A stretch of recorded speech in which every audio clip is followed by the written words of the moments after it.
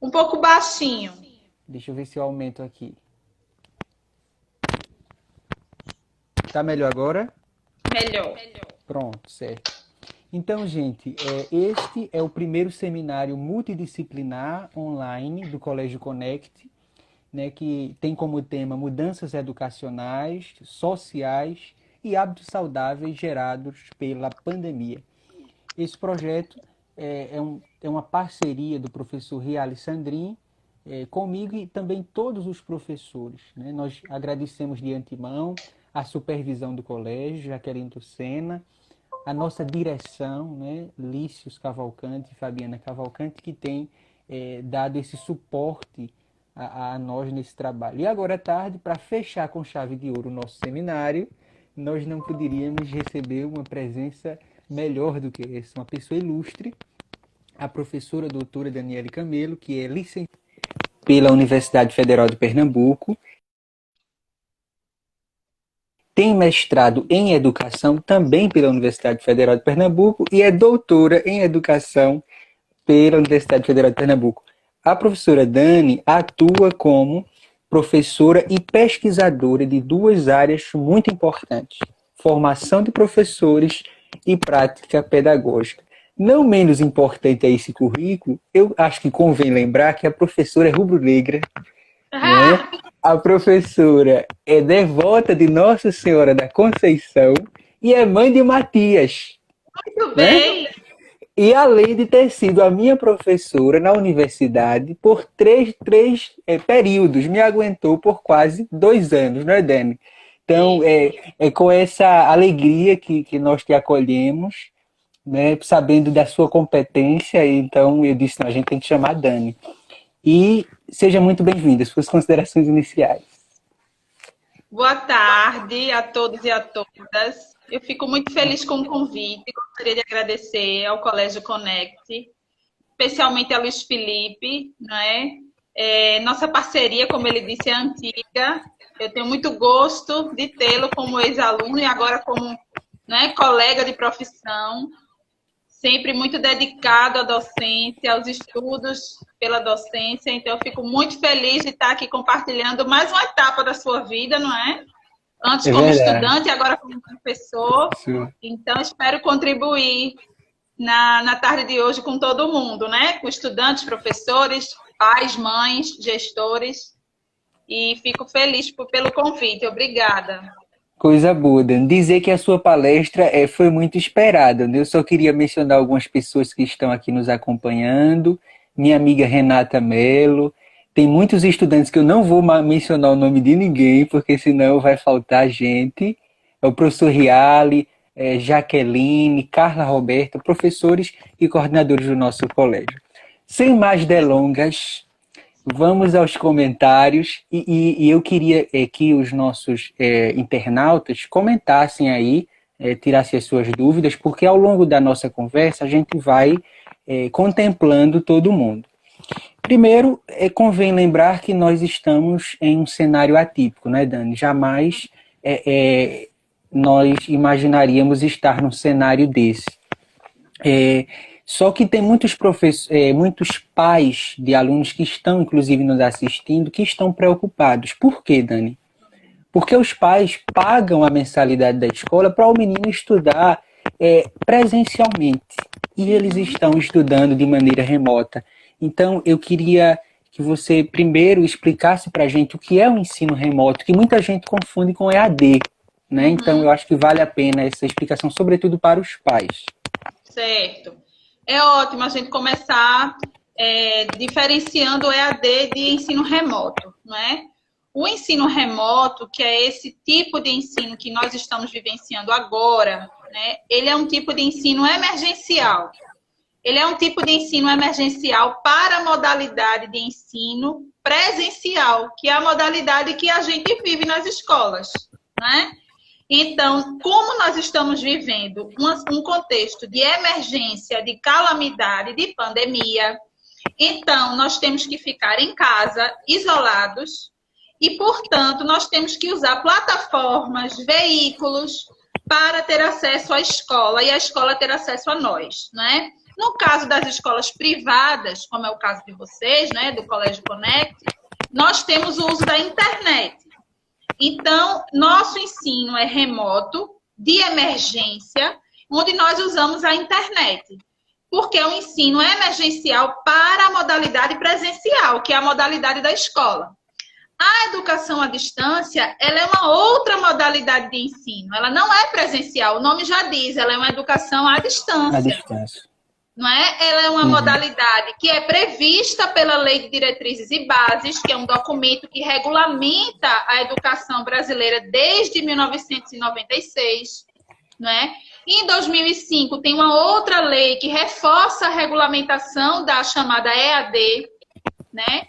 Mas que ela é outro tipo, né? Outra modalidade de ensino e que tem, por exemplo, avaliação própria, legislação própria, né? É completamente não, porque ela também usa plataformas digitais para o contato, mas ela é diferente do ensino remoto porque ela não é emergencial. Ela é uma outra modalidade, né? Certo. Então, nós estamos vivendo uma emergência, portanto, um modelo diferente de ensino. É o plano emergencial para o modelo presencial, entendeu? Que é o caso da escola.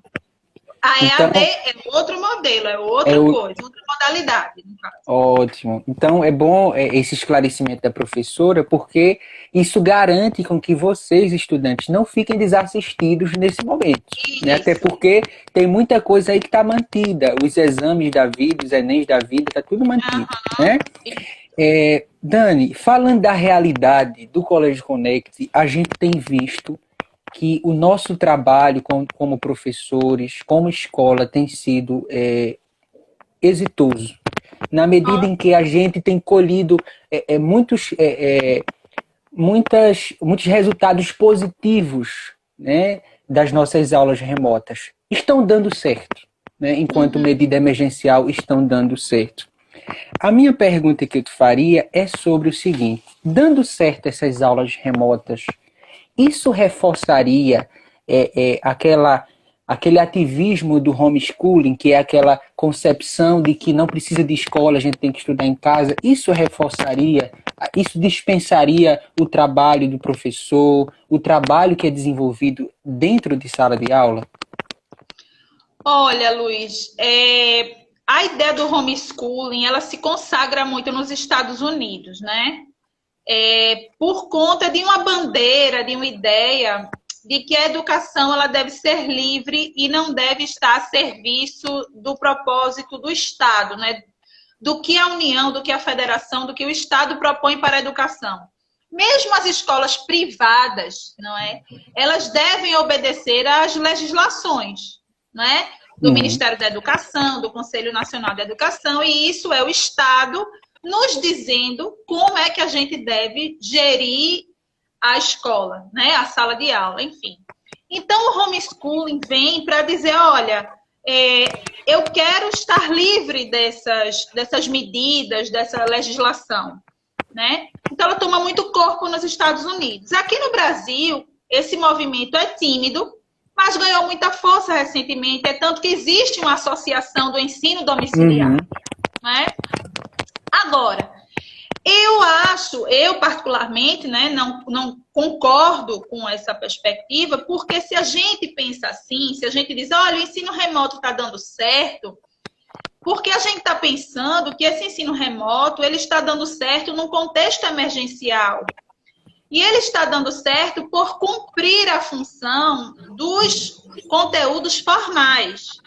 Mas a escola não diz respeito somente ao cumprimento da aprendizagem do ensino dos conteúdos formais.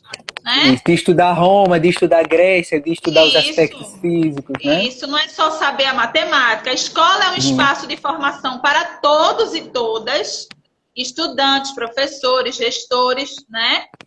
E para a comunidade no geral, para os pais, para as famílias, todo mundo aprende. É um lugar, sobretudo, de convivência, especialmente para os jovens, né?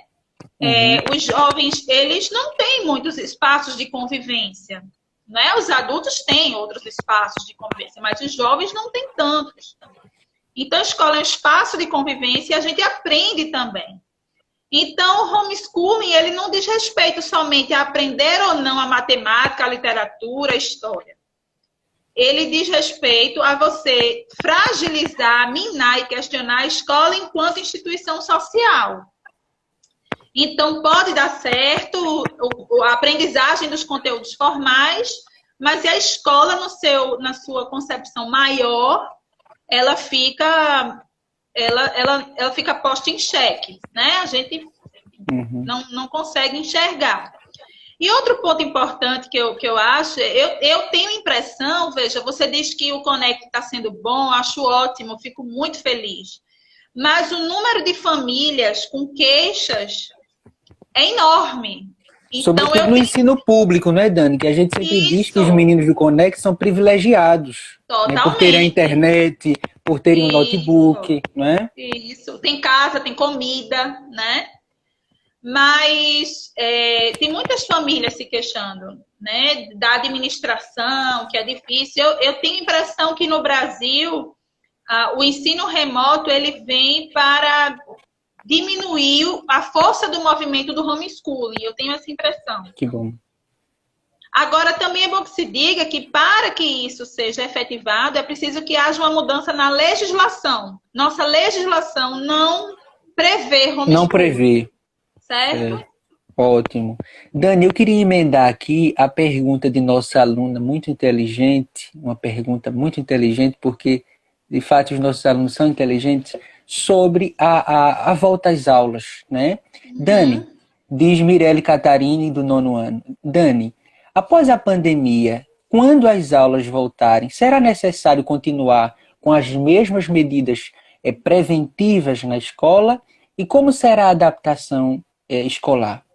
Pode gerar uma dificuldade? Olha, certamente, né? Não, eu acredito que as escolas elas serão os últimos espaços a terem um retorno efetivo. A gente tem que respeitar as medidas propostas pelos governos, não é? Pelas secretarias, no caso nosso, pelo governo de Pernambuco. No caso, o governo federal, não é? O Ministério da Educação já permitiu que os estados prorroguem as medidas emergenciais até agosto. Então, os estados estão acobertados e as prefeituras, né, os municípios, acobertados para prorrogarem a suspensão das aulas presenciais até agosto. Então, até lá, a gente tem essa questão da suspensão, né? Quando voltarmos, né, legalmente, quando for legalmente permitido, é claro que vai ser preciso retomar, mas com muitos cuidados, né? A não ser que se descubra a vacina ou um remédio que cesse, né, a doença. E acho também que é importante a gente voltar com alguns cuidados que a gente agregue para o resto da vida. Quando a gente estuda história, a gente vê que existem medidas de saúde pública ou medidas sanitárias que já eram solicitadas à população desde a influenza lá da gripe espanhola, em 1918. Lave as mãos, né? Lavar os alimentos, etc. Então, a gente vai ter que mudar as práticas pessoais, individuais e coletivas, e a escola também vai precisar. Como isso vai ser feito vai depender da realidade de cada escola. Não tem fórmula, não tem receita, não é? Uma escola que tem 60 alunos numa sala não é a mesma coisa de uma escola que tem 23, não é? Isso. Meu filho estuda numa escola que tem 20 crianças com 4 anos de idade. Se voltar, não duvido que voltem os 20 de uma vez, porque 4 anos eles se abraçam, botam as coisas na boca, a mão na boca e etc. Então, tudo depende de cada escola. De cada realidade, né? De cada realidade, claro.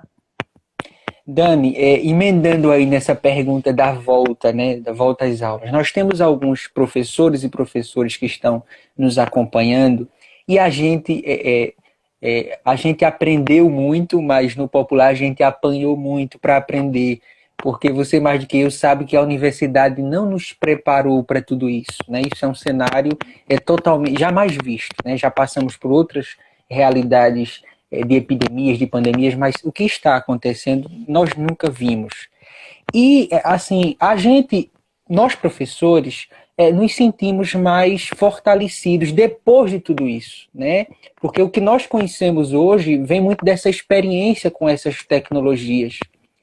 Haveria alguma possibilidade de ter, depois dessa pandemia, um ensino híbrido, ou seja, que una a educação presencial mais a educação remota? Olha, como eu te disse, para que haja algum tipo de mudança estrutural no modelo da educação presencial, é preciso que haja uma mudança na legislação, certo? O governo federal, o Conselho Nacional da Educação, lançou no dia 28 de abril a resolução, o parecer, na verdade, não é a resolução, o parecer número 5, né, de 2020, que é um plano emergencial que altera o calendário escolar. E aí ele diz, né, nesse parecer, ele diz quais são as medidas que devem ser tomadas nessa situação de pandemia. Então, alterar o calendário, usar as plataformas digitais ou televisão para cumprir a carga horária, né? Isto está previsto por lei. Por lei. Né? Está previsto por lei. Pois bem, isso é um plano de emergência. Agora, se isso formalmente vai virar uma realidade, é preciso que existam mudanças legais, jurídicas também, né? Agora, o que eu acho que vai acontecer é que as mudanças elas vão acontecer por um contexto cultural mesmo. A escola não será mais a mesma porque as pessoas, os estudantes, os professores, as professoras estão vendo como a tecnologia ela é presente na vida de todos nós e como ela pode nos ajudar, né? Então, a gente já tem estudos falando da chamada educação 3.0, né? Os professores, gestores podem até consultar os estudos de Rui Fava. Ele fala da educação 3.0, mostrando como a tecnologia está na nossa vida, os conteúdos formais e informais que se misturam. Então, isso é importante para nós. Agora, dizer que daqui para frente a educação básica, veja, da educação infantil, da creche até o ensino médio, ela vai ser híbrida, é uma mudança estrutural. Eu não acredito que venha a acontecer tão rapidamente, embora, dependendo do plano do governo federal, isso possa acontecer. Eu acho que a educação não vai ser mais a mesma, as práticas não serão mais as mesmas. Mas, formalmente, o ensino híbrido, eu ainda acho que não. Inclusive pela pressão social. Ótimo. Gente, para vocês que estão chegando agora, o que Dani chama a atenção, e Dani me corrija se eu estiver interpretando errada, é que a educação é algo que nos prepara para a vida. Né? E que a gente não... A educação não é somente aprender ali os conteúdos, o beabá, como a gente chama, mas é a interação, né? A troca de experiências, o aprender com o aluno também, né, Dani? Que a gente tem perdido isso, né? Essa interação entre os alunos. Eu queria agora ler a pergunta do professor Odomiro, que diz assim: querido. Se uma parcela dos pais quiser voltar às aulas presenciais e outra parcela não quiser que seus filhos voltem, haverá a possibilidade do ensino ser dividido em presencial e remoto? Não, legalmente não. Veja, os estudantes, a partir dos 6 anos, eles têm obrigação de estarem matriculados numa escola. E como eu disse inicialmente, o ensino remoto é um ensino de emergência para a modalidade presencial. A escola básica, ela é da modalidade presencial, certo? Isso só vai acontecer se houver mudanças na legislação. Se chegar uma resolução, se chegar um parecer do MEC, do Conselho Nacional de Educação, dizendo que daqui para frente, como você sugeriu, o ensino será híbrido. Não, eu quero em casa. Por hora, não. Quando as aulas voltarem, as crianças a partir de 6 anos devem estar matriculadas na escola, e a escola é modalidade presencial. A educação básica ela é presencial. Ela só pode ser uma educação na modalidade à distância, em situações de emergência, não desse tipo que a gente está vivendo, mas, por exemplo, uma comunidade ribeirinha ou algo parecido que não tem a escola e se monte uma estrutura para isso. É diferente, certo? Mas, por enquanto, a gente não tem essa possibilidade. É preciso entender isso. Se as aulas voltarem do jeito que nós estamos, a modalidade é presencial. Presencial. Ótimo. Dani, uma preocupação dos nossos pais, dos pais dos estudantes em geral, é sobre a redução dos 200 dias letivos, né, que o MEC permitiu. Muito embora tenha mantido as 800 horas, né? Aí eu pergunto, isso pode ocasionar em danos no ensino-aprendizagem dos estudantes? Olhe, é muito difícil a gente enxergar danos no contexto em que a gente está vivendo, né? Em que nós estamos vivendo. Nós estamos vivendo um contexto em que as aprendizagens e o ensino são atravessados por uma pandemia, por perdas familiares, né? Por insegurança, ansiedade, saudade. Então, é claro que existem danos, né? Para todo mundo, em qualquer lugar, certo? Agora, o que é que acontece? O Conselho Nacional de Educação, com esse parecer, ele disse, olha, não temos 200 dias letivos, porque seria impossível tê-los, de fato, com a suspensão das aulas. Mas a gente mantém as 200 horas, por quê? Porque o ensino remoto, através das plataformas digitais ou da televisão, como é o caso da Secretaria Estadual, né, que colocou ela na TV, eles garantem hora computada de carga horária. Então, por isso que eles mantêm as 800 horas, certo? Agora, isso tudo depende do segmento que a gente está tratando. Por exemplo, a educação infantil tem suas especificidades. A educação infantil ela vai ter que repor presencialmente grande parte dessa carga horária. Porque a educação infantil, a gente entende que as aprendizagens se dão, sobretudo, nas relações interpessoais. Não é? Agora, a partir do ensino fundamental, dos anos iniciais, sobretudo dos anos finais do ensino médio, essa carga horária remota, ela está sendo tratada como carga horária letiva, legítima, por conta desse parecer. Né? Ótimo. Então, veja, a gente tem o ideal e o possível, certo? Então, a gente está fazendo o possível diante... As escolas precisam fazer o possível diante da legislação e diante de sua realidade. Agora, o que é importante ficar claro também para as escolas é que, num contexto desse, a gente precisa redirecionar os objetivos de aprendizagem, os modelos avaliativos, né, os objetivos de avaliação. O que é que eu estou fazendo com o meu currículo? Eu estou transferindo o meu currículo formal da sala de aula exatamente tal e qual do ensino presencial para o meu ensino remoto.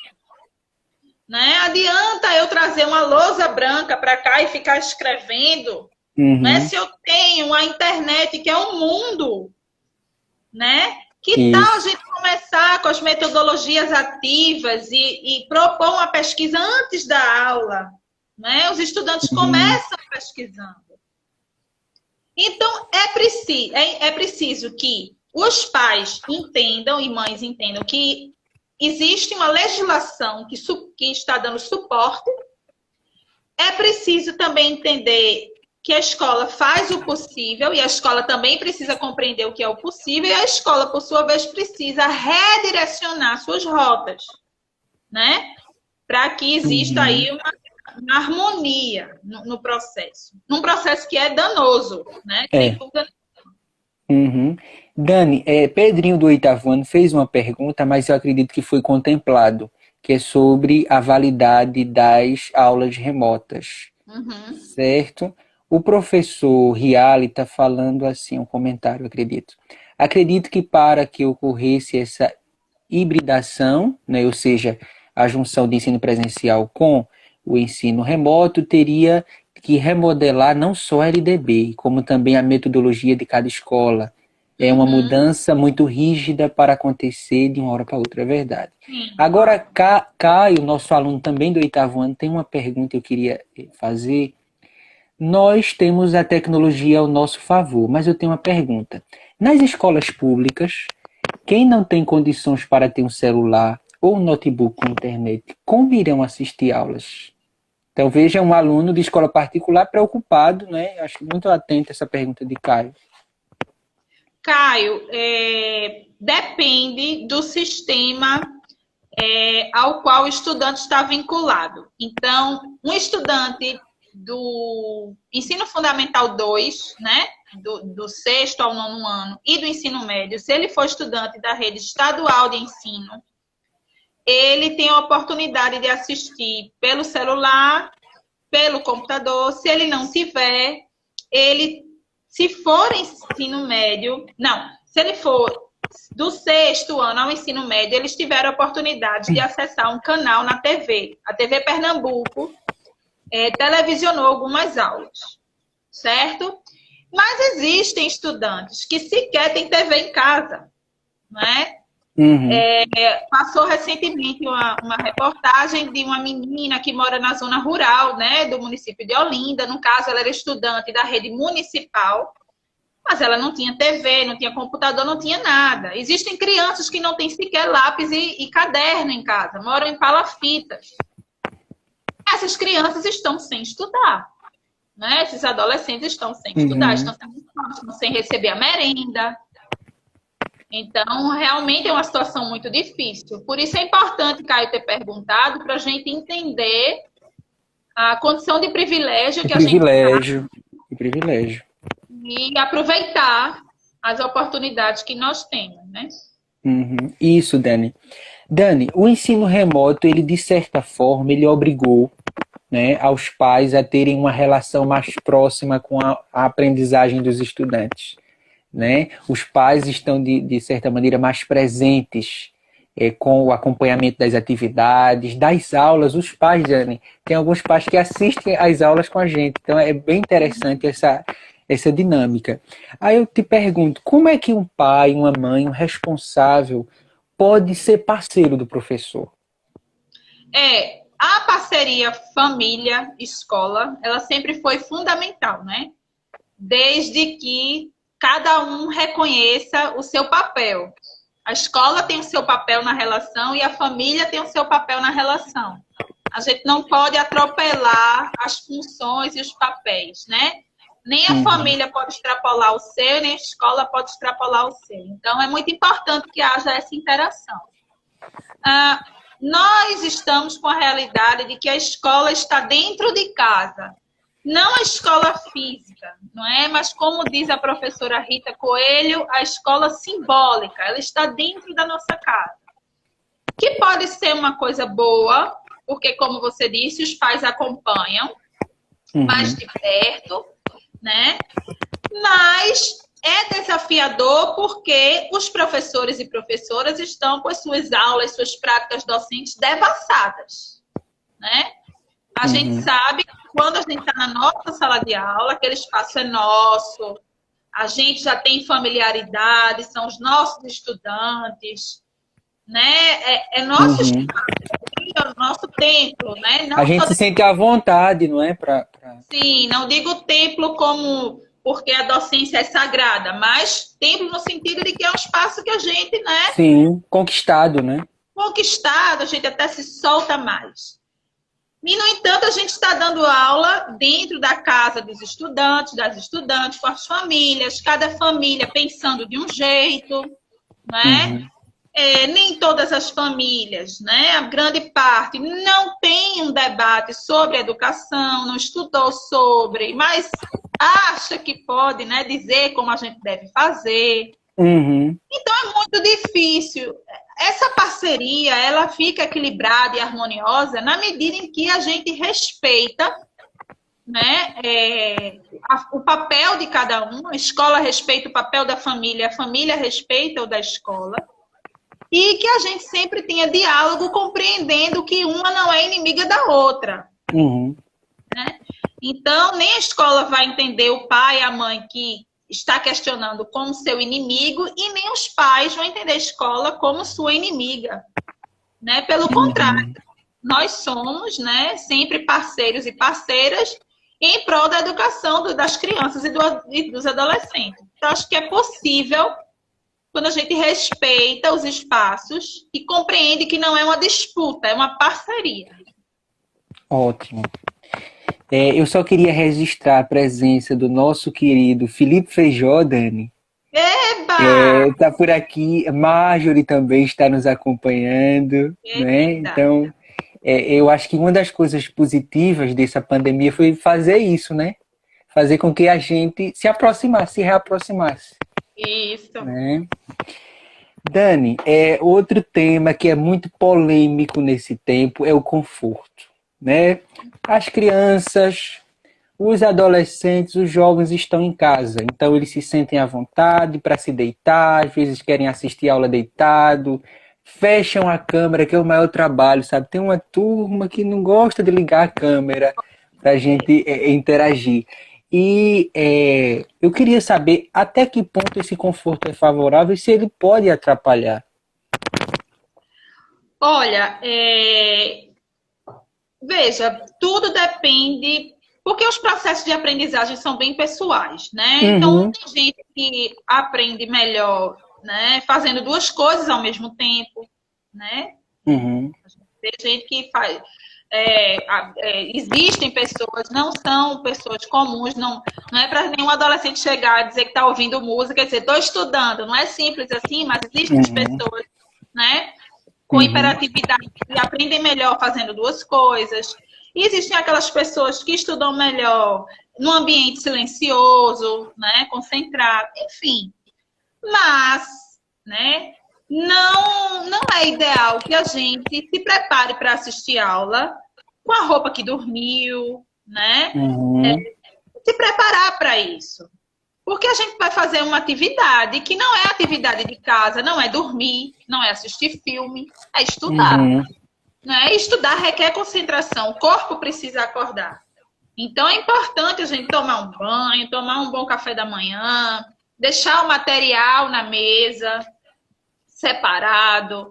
Ligar a câmera, acho que até é falta de respeito, né? Você está numa aula presencial, o professor está lá, se dedicou, preparou, e você desliga a câmera. Claro, existem situações, né? Você vai ao banheiro, acontece e às vezes alguma o problema, né? Óbvio. Mas você passa a aula todinha com a câmera desligada, seu professor, a sua professora lá, não é legal. Então, é como eu sempre digo, veja, um atleta de alto rendimento, ele não para de treinar porque ele alcançou a marca dele, o corpo ideal. Ele continua a treinar. Né? Então, assim, ele acorda de manhã todo dia, ele vai treinar, ele não fica, não, já consegui minha marca, não vou hoje, não. Então, a gente tem que acordar, levantar, despertar, né? Nossos rituais para começar, porque o corpo precisa despertar. Entender que é aula, né? Que é a aula. É inevitável, Dani, a gente não falar do Enem, né? E até Marjorie colocou uma pergunta aqui sobre o que você acha dessa manutenção do Enem para esse ano. Eu queria já colocar outra pergunta sobre Enem, né? O que representa esse... Foi adiado o Enem, né? Houve um adiamento. E como os estudantes da escola particular, no caso do Colégio Connect, podem aproveitar esse tempo de aulas remotas para se preparar para o Enem, sobretudo os pessoal do ensino médio. Veja, o adiamento do Enem era importante para todos, né? Mas principalmente, ele é uma necessidade, na verdade. Ele é importante para todos e uma necessidade para os estudantes de escola pública. Não é? Porque, como a gente viu agora, tem gente que não está estudando, né? Não tem acesso às aulas e tal. A seleção para entrar na universidade, ela já é desigual, né? Ela está sendo matizada no decorrer da história, mas ela ainda é extremamente desigual porque ela privilegia, e agora, recentemente, mais ainda, as pessoas mais privilegiadas, né? Então, ela já é privilegiada. Então, quando você não adia o Enem, numa situação dessa, que as pessoas pobres, de escolas públicas, não estão tendo aula, você está dizendo, olha, só vai entrar na universidade quem já tem condições de entrar nela. Né? Então, você faz uma seleção completamente injusta, né? No mínimo, para a gente ser injusta. Então, já que vocês, né, os estudantes de uma escola particular, desfrutam de privilégios, é importante, então, saber usar os privilégios, né? Usar muito bem o tempo das aulas remotas, né? Anotando, tirando as dúvidas. É importante também, podem acessar as videoaulas. Dani, eu queria lhe atrapalhar só porque eu acho essa diferença fundamental. Explica para os alunos a diferença de videoaula para aula remota. A aula remota é a aula que a gente encontra o professor na plataforma disponível, né? São os encontros chamados de síncronos. E videoaula é aquele vídeo que está disponibilizado em algum lugar, no YouTube, ou em algum outro lugar que foi gravado e você pode acessar a qualquer momento. Mas não tem a interação, né? Não tem interação, não. Então, a videoaula, além das suas aulas remotas, é bom você acessar as videoaulas ou dos seus professores ou de outros professores confiáveis. É sempre bom consultar o seu professor, a sua professora, né? Tem muitos charlatãos por aí, especialmente na história. Tem na área de história. Na área de biologia também, tem gente que inventa que existe sereia e tudo mais. Que a Terra é plana. Isso, os terraplanistas também, pois é. Não vamos confiar. E também acesso às provas antigas, né, de vestibulares e do próprio Enem. É importante resolver questões e tirar dúvidas sempre que preciso, né? Ou nas aulas remotas, ou manda um e-mail, acredito que vocês disponibilizem, né? Isso. E-mail ou etc. O Google Sala. O Google Classroom, sala de aula é ótimo. Então, bota lá, que é uma plataforma ótima, porque sua dúvida pode ser a dúvida do colega, então você joga lá a dúvida, né? No mural. No mural, Todo mundo compartilha. Tem que estar sempre em atividade. Ótimo. Dani, Mirelle também aqui está fazendo uma pergunta. Ela está dizendo assim, nós do 9º ano, no final do ano, estaremos fazendo a prova do IFPE. Sabemos que por mais que a prova seja municipal, ainda assim haverá bastante desigualdade. O município poderia criar medidas para evitar, ela colocou assim, medidas para evitar essa desigualdade além da que já estão sendo tomadas. Eu não entendo por que o município vai sair prejudicado. Não entendi por quê. Eu acredito. De Caruaru. Eu acho que ela está se referindo ao ETE. Não sei se acho que ela pode comentar aqui. Se ela puder explicar melhor. Pronto. Certo. Né? Então a gente aguarda essa pergunta dela. Eu queria entrar na sua seara, não é? Que é a questão da formação de professores. E a gente não poderia deixar. E outra coisa, viu? Já tem um fã-clube na escola já de Daniele Camelo, viu? O professor Rial está dizendo aqui, Dani maravilhosa, virei fã. Né? Então, já tem fã-clube. Veja só, eu queria que você comentasse um pouco, Dani, a questão da reinvenção do professor. Né? A gente já falou da dificuldade, porque a nossa formação não contemplou essa realidade toda, e que você esclarecesse até para os nossos estudantes entenderem um pouco a situação que nós, enquanto classe, né, enquanto corpo docente, estamos enfrentando?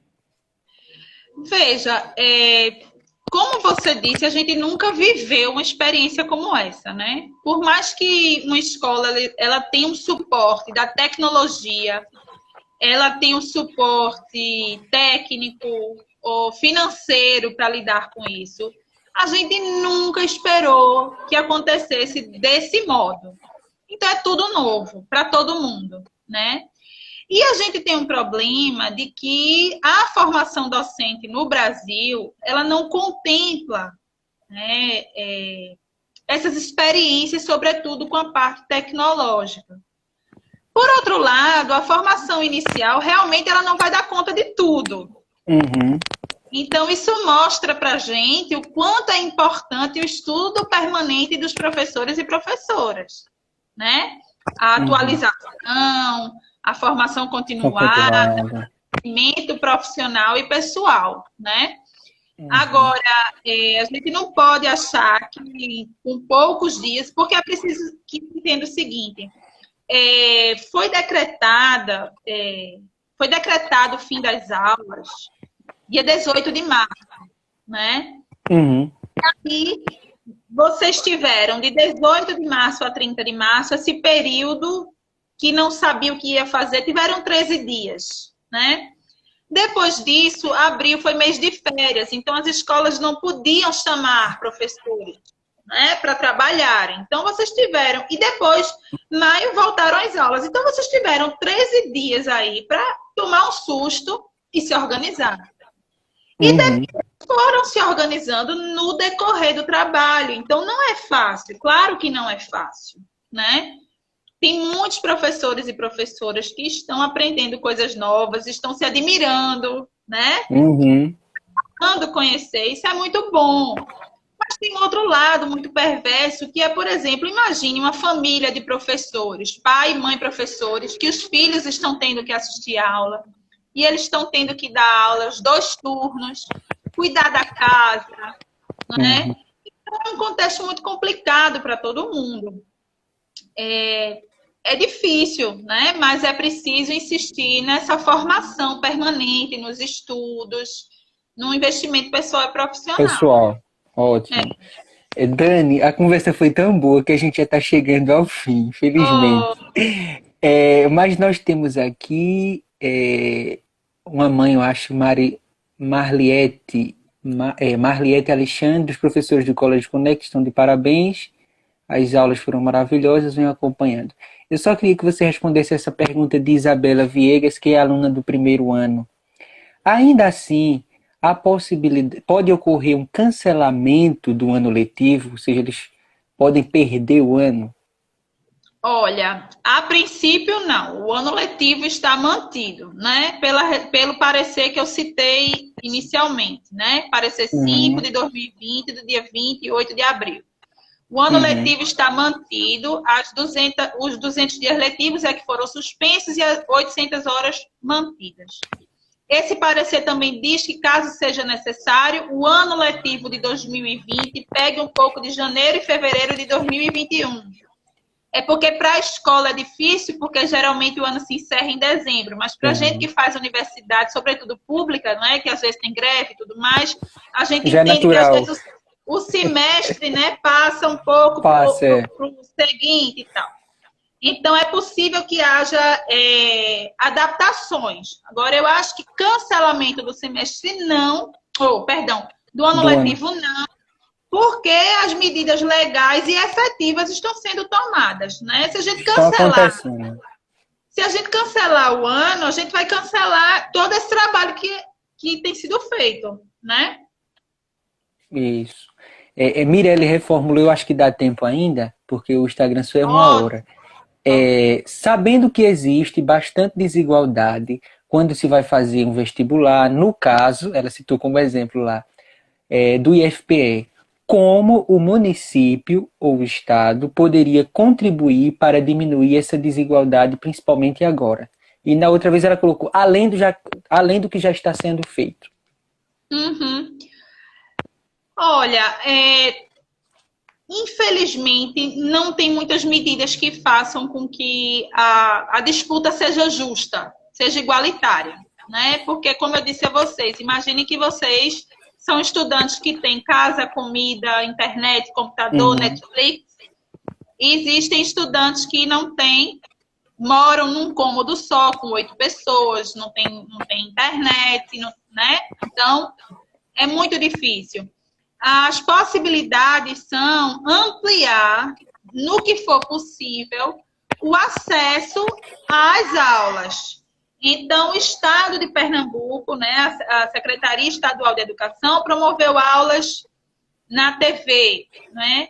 Eu tenho falado que eu ainda não entendi por que os municípios, por exemplo, não usaram os rádios. Porque não é só a escola estar presente no conteúdo, né? Como eu disse, ela está presente de alguma forma. Chegar junto dos estudantes de alguma forma.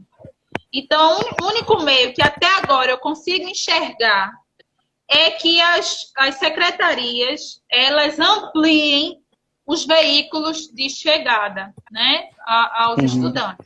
É a única coisa que eu penso por hora. Ótimo. Dani, infelizmente chegamos ao fim. A vontade de continuar é muito. Tenho certeza que foi maravilhosa a sua palestra e com certeza não ficará somente dessa vez. Eu tenho certeza que os professores vão querer você mais vezes. Eu gosto de Dani, gente, porque ela é uma professora que fala da prática, né? Ela foi professora durante muito tempo do ensino básico e ela fala com a experiência, fala com a vida dela. Então, eu acho que isso é o grande diferencial de Dani, além de ser doutora, teórica e do conhecimento na educação e também do campo da história. Dani, receba o nosso abraço virtual, a gratidão de todos os que fazem o Colégio Connect, os estudantes, os pais, os professores, as professoras que estão aqui vibrando com a sua palestra. E o meu abraço, né? E o meu abraço é como fã e eterno aluno. Ô, meu querido, eu agradeço mais uma vez o convite. Foi uma tarde muito agradável. Estou sempre à disposição, sempre que precisarem, estou aqui para a gente conversar, para contribuir. Eu adoro Caruaru. Inclusive, eu fui aí em Caruaru nas férias, levei Matias, meu filho, e Tomé, meu enteado, para passear com minha esposa, e a gente fez um passeio maravilhoso. Eu não conhecia a Serra dos Cavalos, uma trilha. Que maravilha.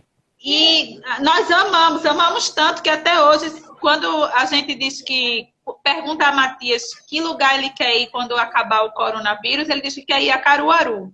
Então, me aguardem. Eu que agradeço, Luiz Felipe. Vamos nos encontrar mais vezes. Com certeza. Então, minha gente, muito obrigado. E assim, com esse show de palestra, nós encerramos o nosso primeiro seminário online multidisciplinar, que com certeza teremos muito. Terminamos com aquele pedido insistente, mas bem verdadeiro. Fiquem em casa. Um abraço a todos vocês. Tchau.